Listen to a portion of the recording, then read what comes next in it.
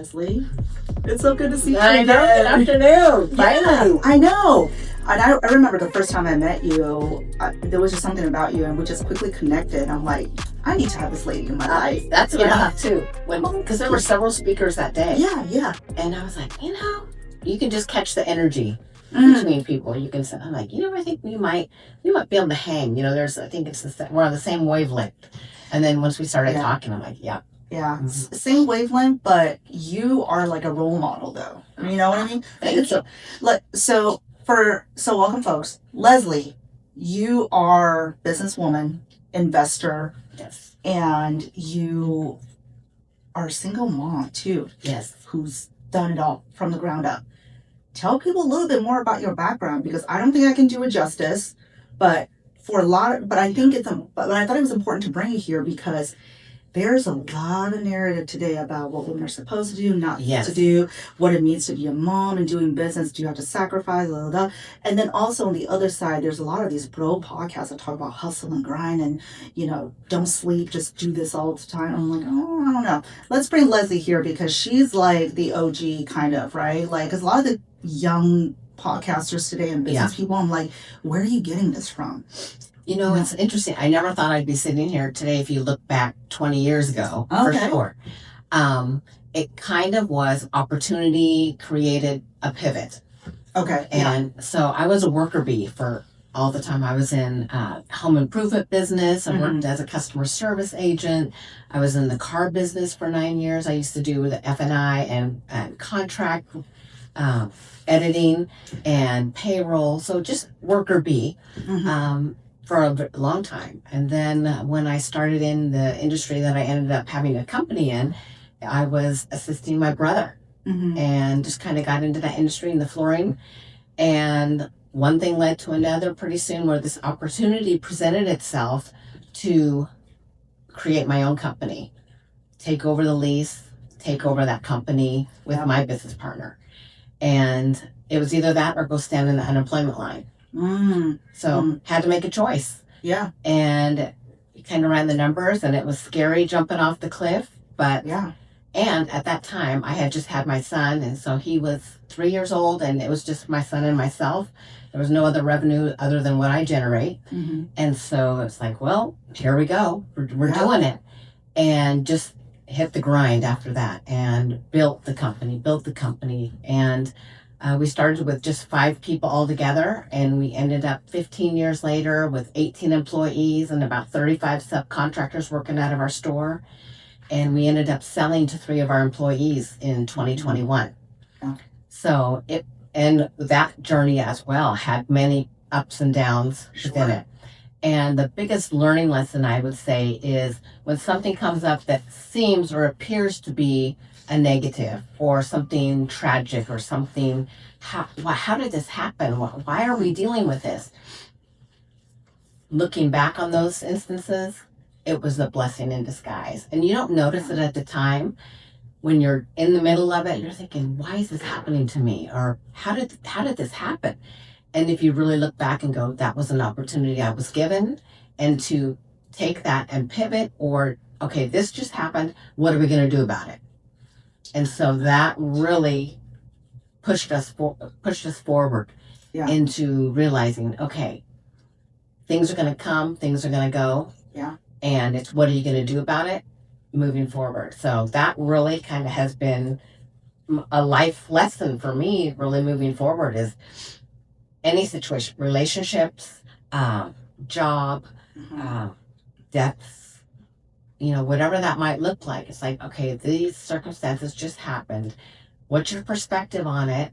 And how are you going to learn the lesson you're supposed to learn and move forward? Yeah. I love everything you're saying. I feel like you should have been there earlier this morning because I just did a workshop around radical accountability, which is something, a term I'm trademarking, but it's exactly what you're talking about. Yeah. It's instead of asking or sitting in the space of, why is this happening to me? Woe is me. Why am I not lucky like this other person? Right. It's, well, this thing's happening. Yes.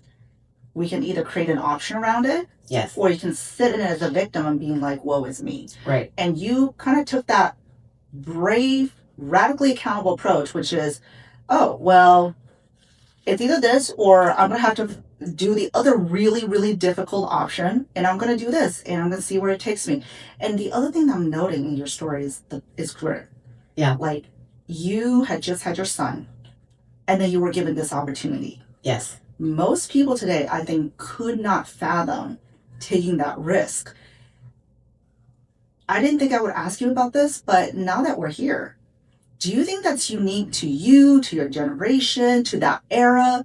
Like, why are people viewing their situation in such a risk averse way today? For me personally, I'd say it's my upbringing. Okay. You know, we grew up on a farm, and it was, you're working as soon as the sun comes up, and summertime, it's, you have a whole list of chores that you need to get done before you can think about going outside to play. Mm-hmm. And so that kind of was, that work ethic was built in you. You know, Yeah. it's just, here it is.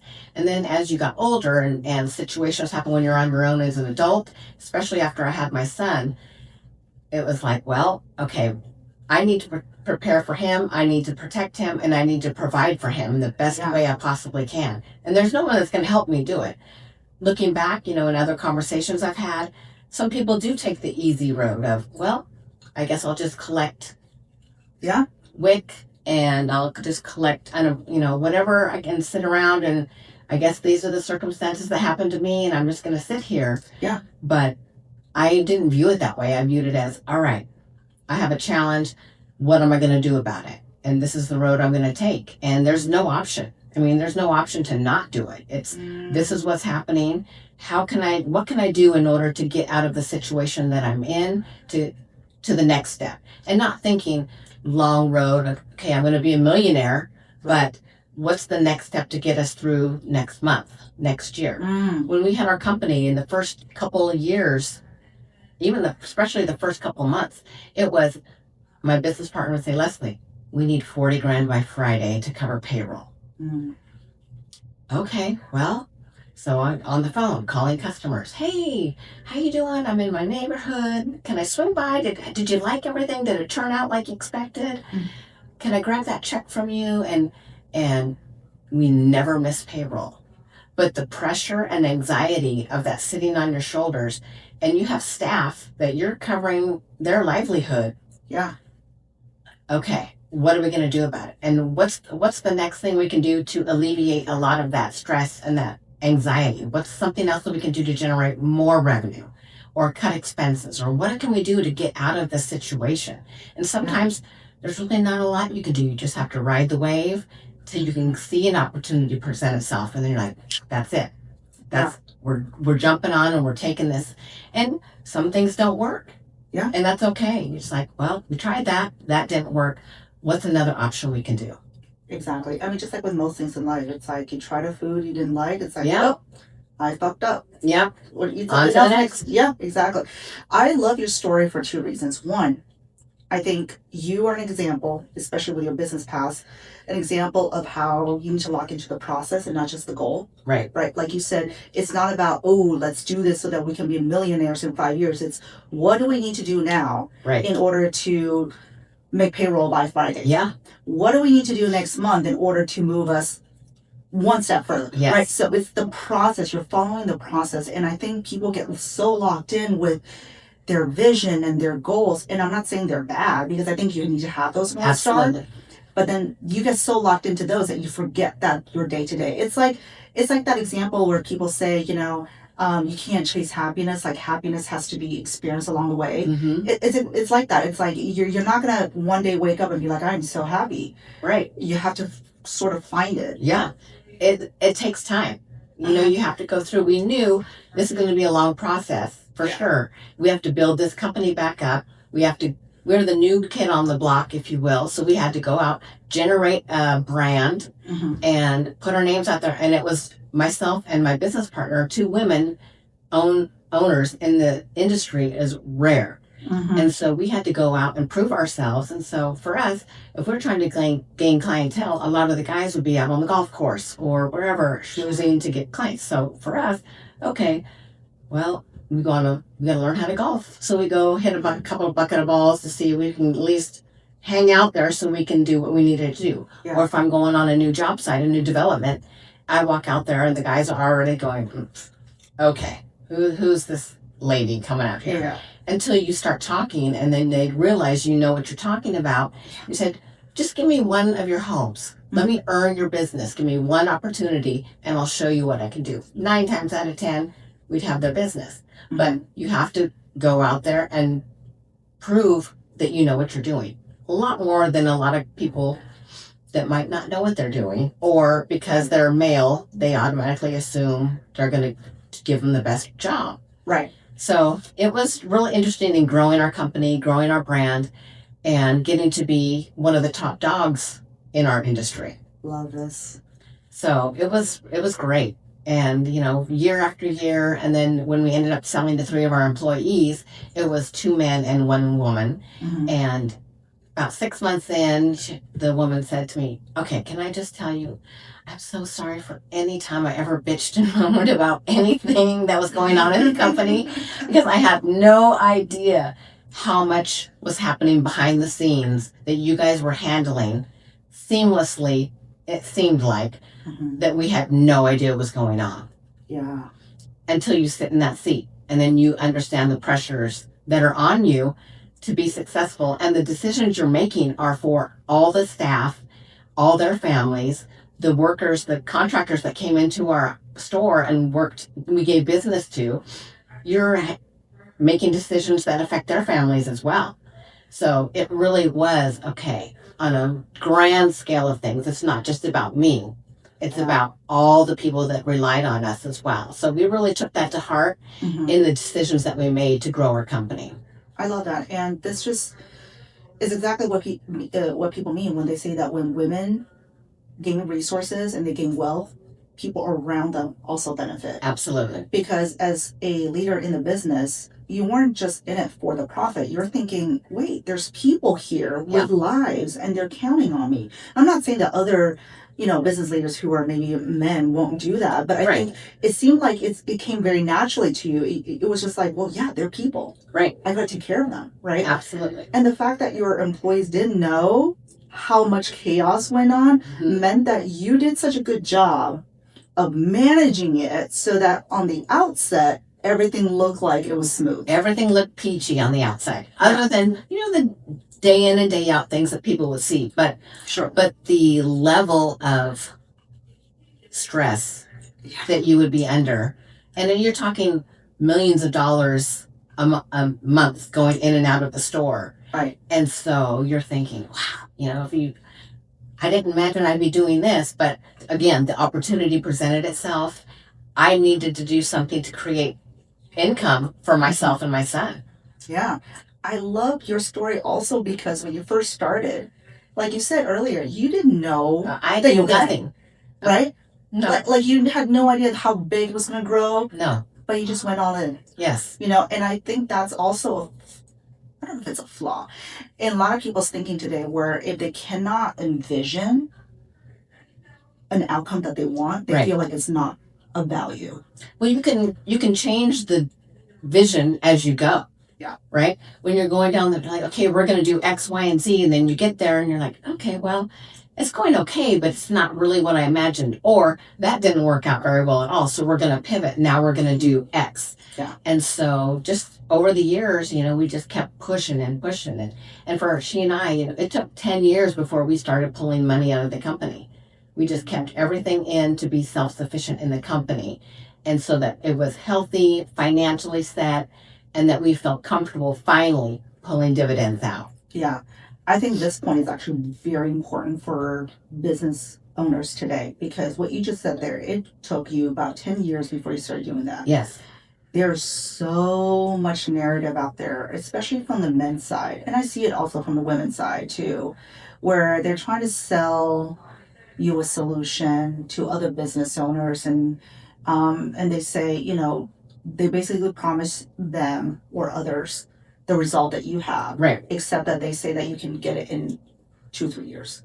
Sometimes it happens like that. Sometimes people win the lottery, right? Sometimes it happens that way, but for the most part, it doesn't. Yeah. And you have to be willing to put in the work And, we would find ourselves at 3 o'clock in the morning. I would wake up and think, oh, I'm supposed to be doing this tomorrow. I could do it tomorrow. But nope, get up, drive down to the office and get it done because I wanted to be prepared.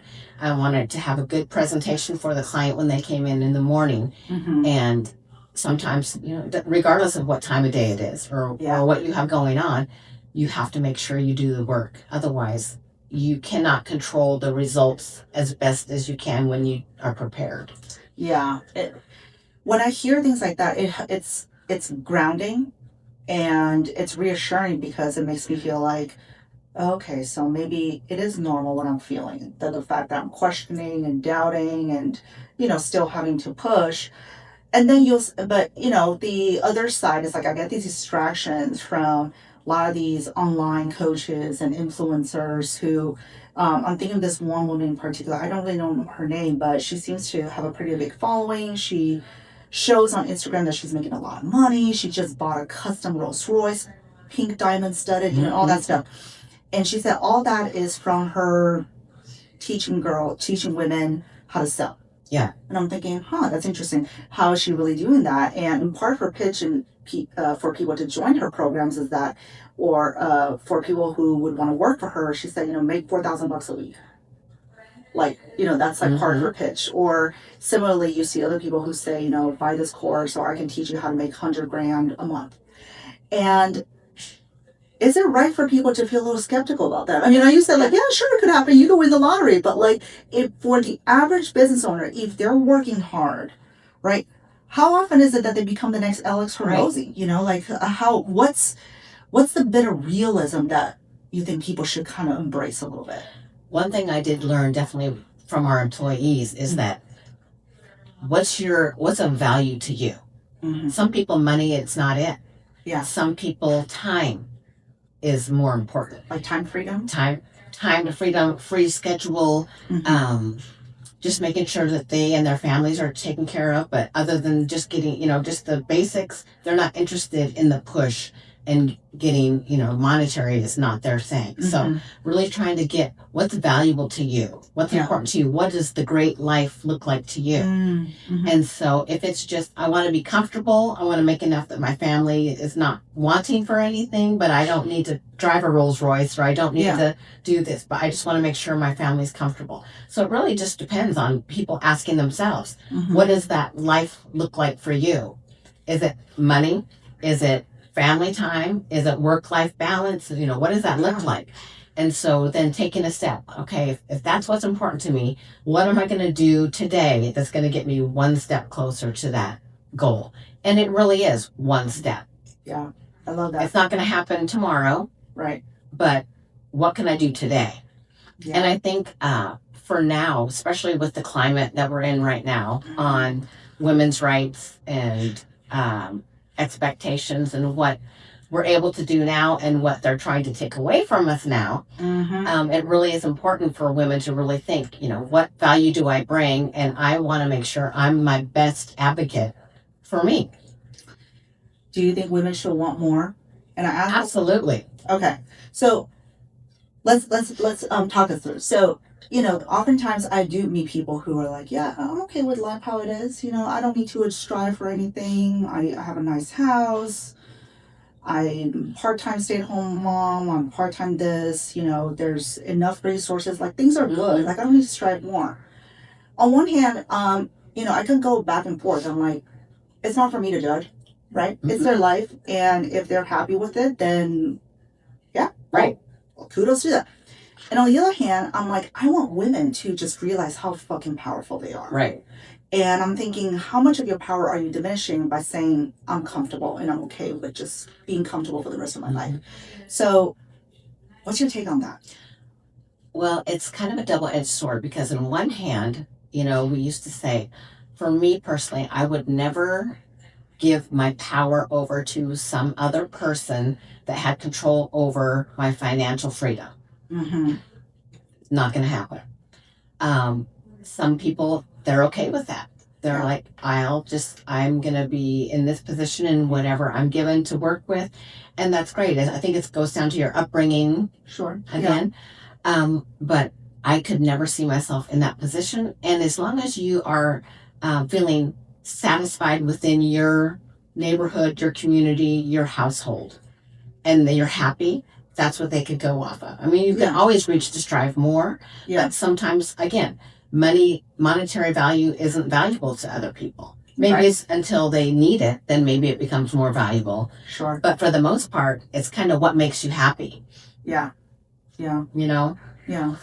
But don't sell yourself short. You know, I think it is for young women, especially. I was doing mentorship for some teen pregnant gals that were at a college and really talking about, okay, so this decision that you made have put you in these circumstances that you're in right now. But that doesn't mean it puts you in a corner and this is what your life trajectory is going to look like from here forward. There, as a single parent myself, I would go to work full time. My son was in sports, so I'm taking him to practice, taking him to games, going back to work.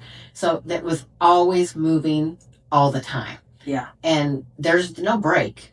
You know, there's no break time. It's just as soon as you get off work, get home, get dinner, help with homework, do your whatever you need to do, and then go to practice, go to games, start over the next day. Yeah. But the point is also that you focus on the things that are important to you. Absolutely. It was family and work. Yes. Right? You made it to the games. Yes. You were present. Every game. Yeah. Every practice. Football practice was 3 hours. Yeah. Yeah. And, you know, for anyone who's saying, oh, women in business or women leaders, that takes away from your presence in the family, I feel like, no. Hello. No. Like, you have no help and you still schlepped your way around to be present. And you were very present. And, like, your son's doing great. Very much so. Yes. Yeah. Yep. And so it's just priorities, right? So I knew I wanted to be there for him, and I'm a sports person anyway. So I loved being on the field. I loved being in the basketball courts.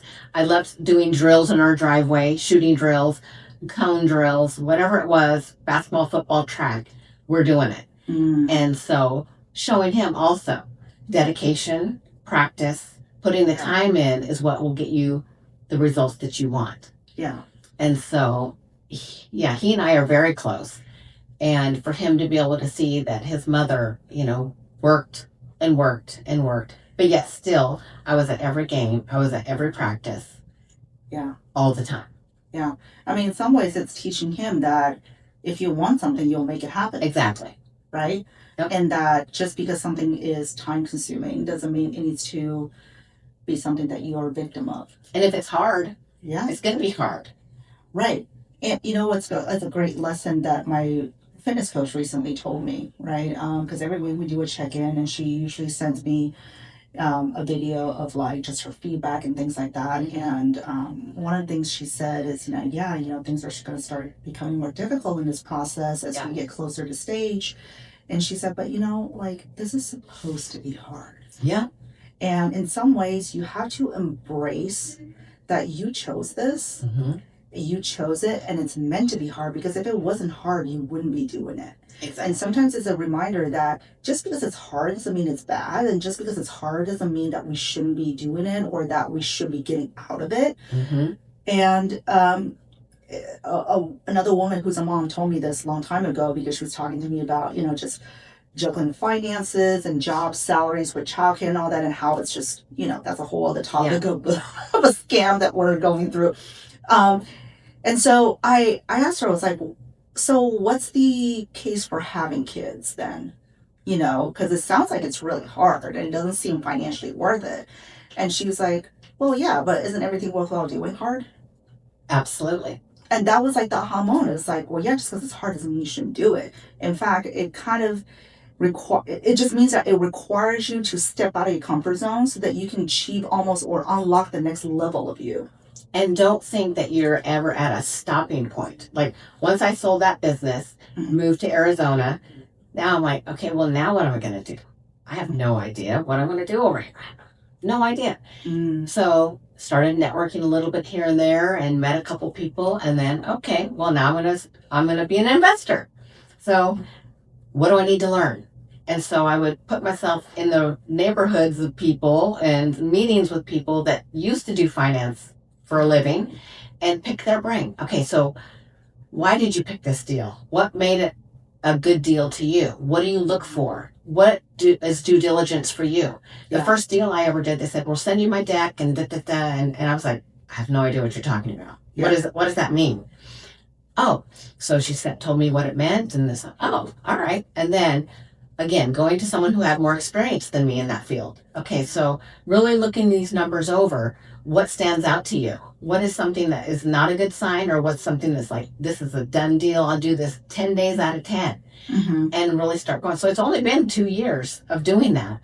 And so really kind of getting in startups, venture capital, real estate's fairly simple just because you have an asset backed loan or asset backed property. So those ones aren't as bad, but really just kind of diving in head first. And my first deal I did, I told the founder, I'm a total virgin when it comes to startups. I have no idea what I'm doing, but I'm interested in you. I'm interested in what you're doing. And it sounds exciting to me. And so tell me more. Yeah. And I'm going with my gut. My gut's usually pretty good. I'm just going with my gut, and I'm going to invest in this company and see where it goes, and then go on to the next one and to the next one. Yeah. And so that's kind of just what I've been doing. But it's scary, I mean, you can lose a lot of money or you can make a lot of money. Yeah. So it really is just kind of putting yourself in the surroundings of people that have more experience than you, asking the questions that you need to ask, doing the work, doing your research, and kind of taking a chance. Yeah. There's so much courage in your experiences in your life, Leslie. Like, seriously, like, because even me, there are times when I'm like, I don't want to ask that question because I don't want to sound stupid. And I know I'm not the only one, right? Yeah. And in many, and I've heard this before from other people who've kind of quote unquote made it, that they said, you have to be willing to suck. Yes. And I don't claim to know everything, and nor have I heard it. Anyone who says they know everything about everything, they're lying, clearly. So if it's like, I have no idea. I don't even know what to ask you when I was in the first deal on a Zoom call. I said, I just don't know. I like you. I like the theme, the sound of your company. I'm excited about it, but I really don't know what I should be asking. And I feel kind of like a fool for not knowing, but my gut is telling me that this is a good deal. So tell me more. And then the person that introduced me to her, again, it's her background to have finance. So she is some kind of like my crutch, if you will, initially to be like, I think it sounds good, or these are the things you might look out for. And so, okay, well, you're going to win some and lose some, right? Yeah. It's the way you got to play the game. You got to, like the lottery, if you're never going to win if you don't play. Sure. Yeah. So, all right, my big thing is I'm going off the founder. If the founder is someone who has the energy, the excitement, the passion, the dedication, and it's a field that I'm interested in, that's the first lane that I'm going to go, okay, tell me more. But if it's something that I'm not passionate about, it has to be like, you're going to make a lot of money quickly, easily. Those don't happen very often, but once in a while. But all right, let's do that. If it's something that's not something I'm really passionate about, but it's an opportunity to earn. Sure. Great. Yeah. Bring it on. Yeah, I actually want to deviate a little bit and talk about the thing that you mentioned twice, which was listening to your gut. Yeah. I realized, looking back, hindsight's 2020, that throughout my career, my gut had always been right. Yeah. But I usually ignored my gut. Exactly. And now I'm in this space where I feel like entrepreneurship and business is kind of like the Wild West, right? It's just anything could happen. Anything and everything is happening right now. Yeah, and you can meet anybody. And so how do you discern from something that's from your gut versus a fear? Well, the first part is your gut's telling you something. Then you have to do your due diligence, or you're checking, okay, my brain is telling me this, but let me see. So I'm going to ask questions. I'm going to explore a little bit. Example, what does this look like? Why am I getting these feelings? Like this is not a good thing or bad? Perfect example. We were looking into a new business deal, talking with the people, and my gut was telling me it's not them. It's something. The way, the mannerisms, the type of things that they were saying, it just wasn't sitting right with me. And I told my business partners, I said, I'm just saying, I'm not feeling it. Yeah. My gut is telling me, turn away. And so a little more time was invested, and sure enough, my gut was 100% right. And we didn't invest any money, but we invested a lot of time. Right. And so it was like, once again, my gut was telling me, these are not the correct people that you want to partner with. Mm. The theme here, or the red thread here, it seems to be that you do focus on the leader, the founder, Yes. and that who they are tells you a lot, which I think really resonates, because from the, at least the academic or like the corporate world, when we look at leadership, we always say it starts at the top. If you have a crappy leader, you're gonna have crappy culture, crappy products, or whatever. On my drive here, I don't drive and play on my phone, okay? But I did see like an article, like, at some point that, was it Red Lobster is officially out of bankruptcy after hiring a 35-year-old Black man as their CEO.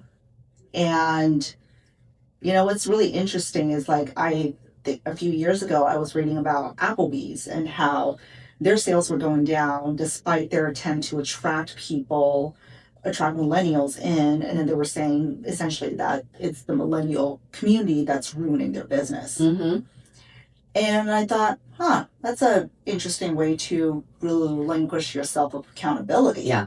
And here another company just said, well, why don't we meet the market where they are and have a leader that's representative of maybe the culture we do want or the business that we do want. And now they're on their way up. Yep. And it really is, what example are you displaying for your staff? Yeah. Perfect example. In the beginning, when my business partner and I took over the store, the warehouse was full of rolls of carpet, vinyl, all kinds of stuff. And the computer system that we had at the time, the inventory module that you go in, you're like, okay, we have this. It wasn't accurate. It wasn't right. So you say you're going to sell something to someone, you're getting ready to send the installers out that day. They go to roll off the roll, not enough carpet because it wasn't accurate. Okay.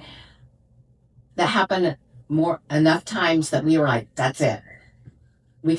And it was a lot of carpet and a lot of stuff that was in there. But it needed to be handled one at a time to check it, roll it out, measure it, check what the computer showed, and enter what it actually is. She and I went out, took the heisters one by one, pulled those rolls of carpet, rolled them on. And I don't know if you ever rolled out a roll of carpet, but they're heavy. I bet. Rolling them out one at a time, measuring them, writing it down. And so it took us a good 2 to 3 days at least. And the staff would come out they're like, what are they doing? Okay, they're the owners. Why are they the ones out? Because we had warehouse people or whatever. Yeah.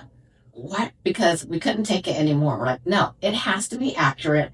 We're creating problems. It's a lot of work, and yes, it's a pain in the ass, but we have to do it. So here we go. So we just went out there and rolled every single thing. So from that day forward, everybody knew everything in there was reliable, and they could take the word for what was in there. And then we doubled after that, just because everyone could see that, we know what we're doing, we know what's there, and we know exactly what's in the warehouse at this time. Yeah, you got to clean up your process. You have to. Yeah. And so for them to see us be the ones going out there and doing that, it made them want to, okay, we're going to clean up the warehouse. We're going to clean up the store. Whatever they see something, it made them want to participate in cleaning up the messes, if you will, that was sitting around that it had been sitting there forever. And I'm like, why has this not been addressed before? Yeah.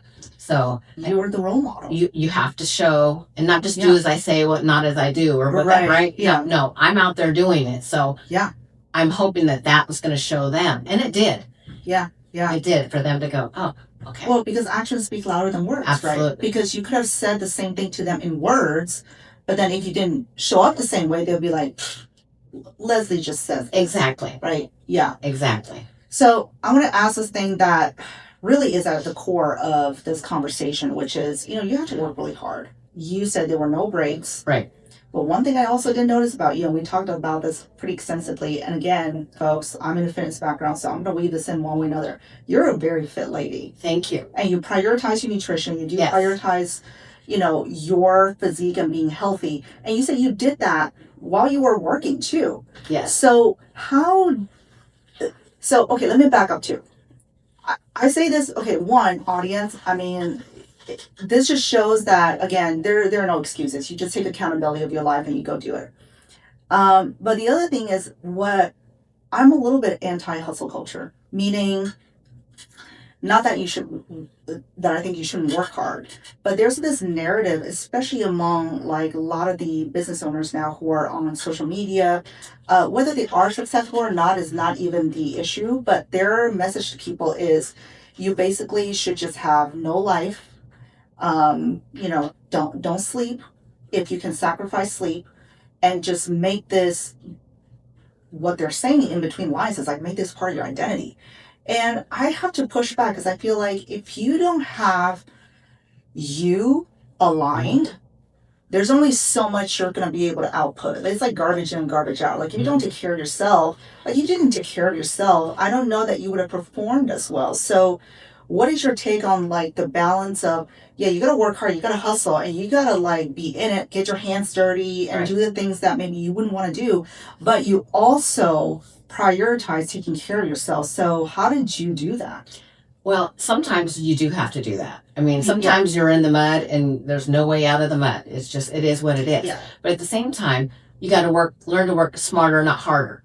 So, in what avenues can I be like, all right, is this the best way of utilizing my strengths?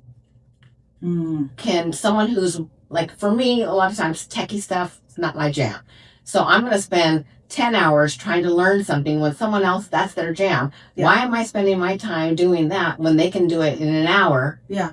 And I'm spending 10. It makes no sense. Right. So I'm going to use my skill set in order to use it to the strengths that I have to get where I need to go and hire someone or work with someone who that's their strength and do that. But as far as taking care of yourself, you do have to prioritize. You only have one body.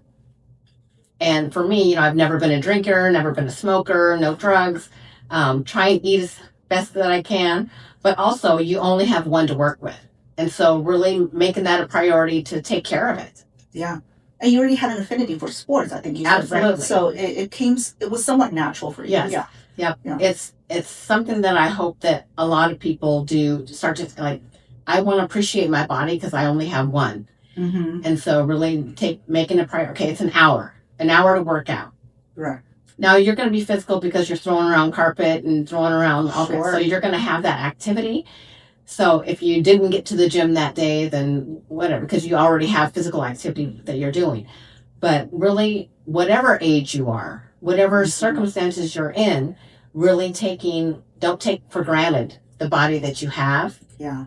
Because it can be taken away in an instant. Yes. So true. I mean, and this can happen even if we're healthy. Absolutely. Like there's people who are very healthy and all of a sudden they get a bad diagnosis of a disease and it's like, didn't see that coming. Right. So it's like every day in a way is a blessing that you can be fit, that you have the mental clarity to do the thing that you want to do. Right. And some things are out of your control. Those sorts of situations, right? So, okay, what are the things that I can control? And I'm going to do those things to my best ability and hope that everything else, goes as like you want it to go. But, when you are dealt a bad hand, trying to change your perspective again, like, okay, this just happened. What are the things that I can do about it? Right. So being healthy is really important to me. And taking care of your body is very important. So it helps you be the best you.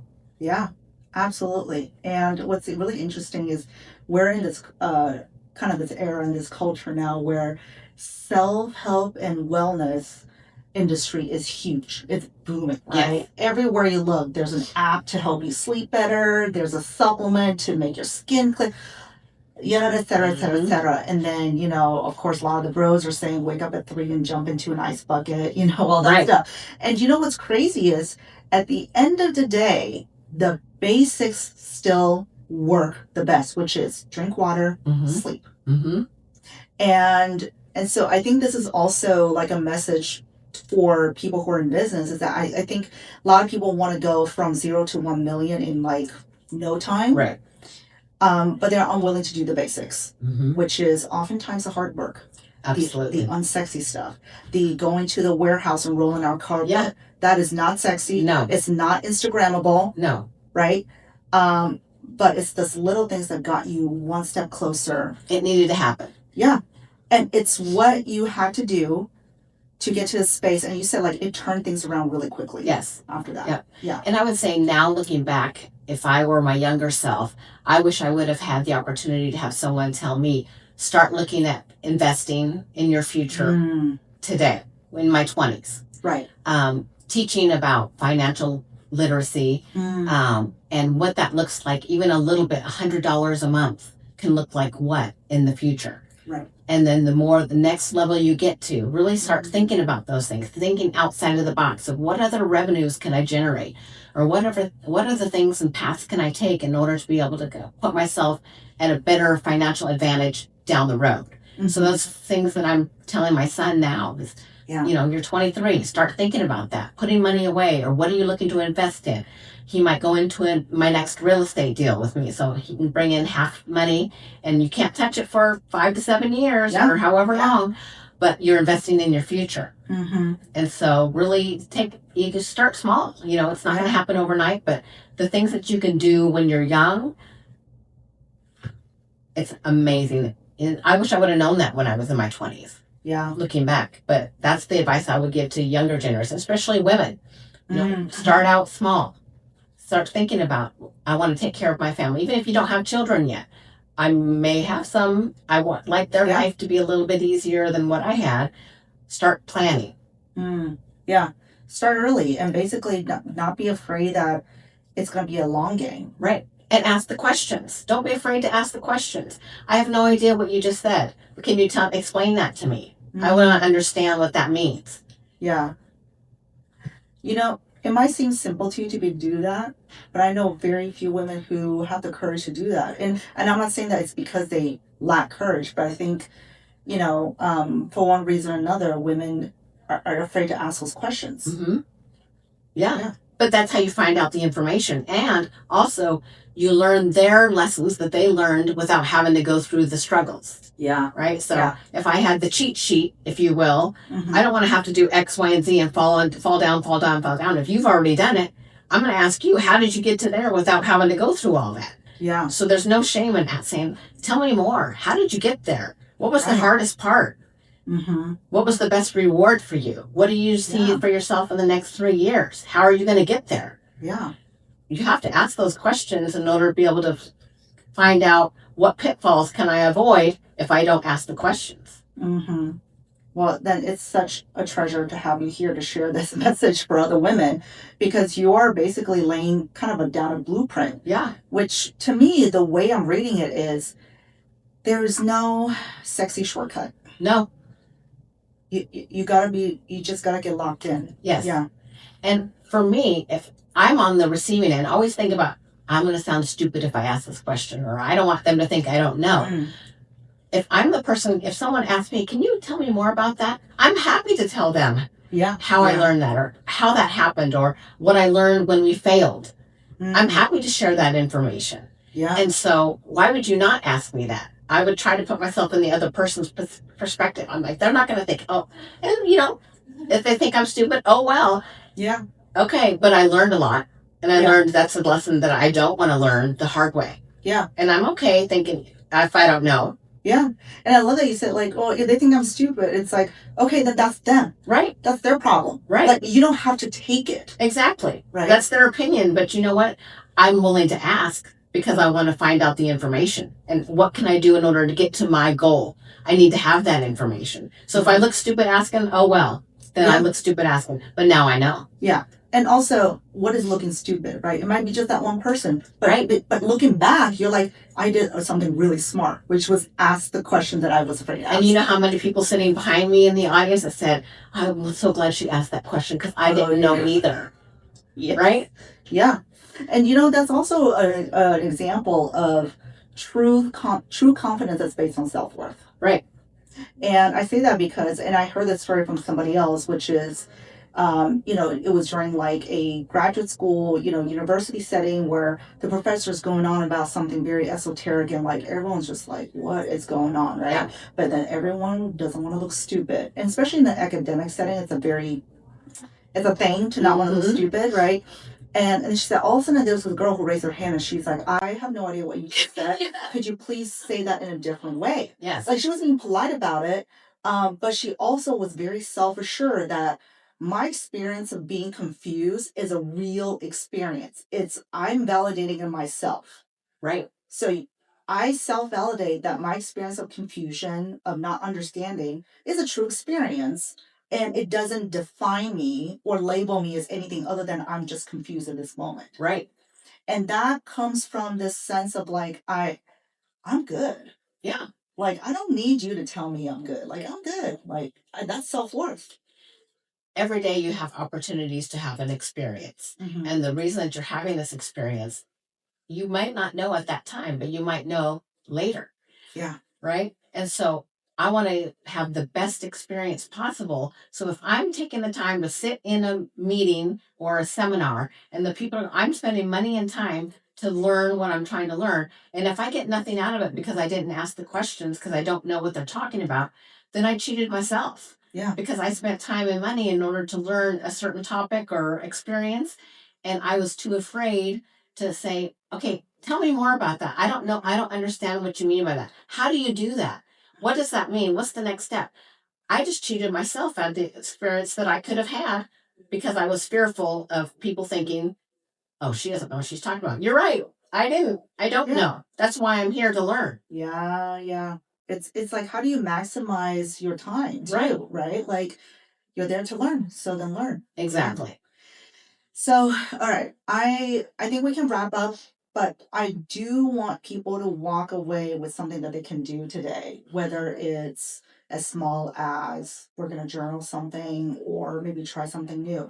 But one of the parting thoughts I would love for you to leave, and then maybe, if you have an idea of something that people can do right away, I'm thinking about the average, when I say average, I mean like just a lot of business women I've met, right? Mhm. The average businesswoman, in her first 5 years of business, maybe they're sensing like, why does it still feel like an uphill battle? Why am I not making a profit? Or why is money coming in slower than it's going out? Mhm. How long will this take? Will this ever, just those like, will this ever end type of kind of draining feeling. What do you have for them who are kind of going through this process of starting their business, trying to build, and they're still fairly early in their journey? Well, just know that you're not alone. Mm, Things take time and you have to put in the work, yeah. but also be willing to pivot if necessary. Mm-hmm. Know when that time is, and sometimes it's not crystal clear. Sometimes several things have to happen for you to go, I'm hitting this wall every single time that I'm going there. Maybe that should be my sign. We need to pivot a little because this path isn't working well. And that's not a defeat. It's like, no, it's time. I need to pivot a little and go in a different path. And maybe that's going to be what gets me over the edge. And no, every day take the opportunity one step closer to where you're wanting to go. Mm, Physical activity is important. yes. It keeps the stress down. It helps keep your body where it needs to be. Yes. And the biggest thing is the stress alleviation because Mm-hmm. stress is a killer. It is. It is a killer. And if you don't pay attention to it, it'll take you down. And so really saying, okay, what can I do today to get one step closer to my goal? Even if you don't even know what that goal is for sure, if it's not crystal clear to you, but you're in a general area, take one step. What can I do today? Yeah. That's going to get me closer. I love this. I love this, ladies. Move, action. Yes. Right? Take action even if you don't know where that's going to end up. Because inaction is also a form of action. It just means you're staying still and not doing. So action, take care of yourself. What's one thing they can do today? Like something they can get out of their chair once they stop listening. They can get up from their chair and do something. What's one thing that they could try? Okay, just for even movement. So my 85-year-old mother, right? Okay. She still wants to get in her 10,000 steps a day. Good. So she has it on her watch. She walks in a circle in the house around, between the bedrooms, around down the hall, through the kitchen. If they can't get to the gym, here she is marching in the house in her circle to try and get in her steps. Good for her. Right? So it's effort. You have to decide, I'm going to do this. And if it's 15 minutes a day to start, it's 15 minutes. You could, if you're watching TV, on commercial breaks that are 5 minutes long now, do push-ups, do jumping jacks, do band work, get up and walk, do something. It's 5 minutes. Yeah. And then once you've accomplished that, okay, now I'm going to bump it to 10. Mm-hmm. Same thing with your business. Okay, I'm going to do an extra 15 minutes here. I'm going to do an extra 10 minutes there. But it's making a choice to do something about it. I love it. I love it. And just knowing that it is cumulative, even if you don't see Absolutely. it. Yeah. Absolutely. I love it. Leslie, you were the perfect guest because, and everything was just kind of, what's the word? Like it was very, there was a lot of synchronicity. Like I just did a workshop on radical accountability, and here you are talking about your life and how you lived it to that kind of standard for yourself. Yeah. You know, so, and your wisdom and your compassion and just your willingness to just be like, yeah, I'm going to recreate a life for myself in Arizona now. And you're doing it. Right. So, I've only been here 2 years. So yeah, you're still a noob. still a newbie. Yeah. It's figuring it out here. But again, I'm thankful for the opportunity that I have to wake up tomorrow and do something about it. Love that. Yeah. Gratitude. Yes. Yeah. Thank you so much, Leslie. Thank you, Wendy. Yeah. So glad we finally made it. I know. This is fun. All right. Absolutely. All right, folks, hopefully you'll enjoy this. I mean, I would say listen to this twice. I mean, there's a lot that Leslie shared. This is the second time I've heard her story, and I feel like I learned something new again this time around. So thanks for tuning in. Thank you, guys. Yeah.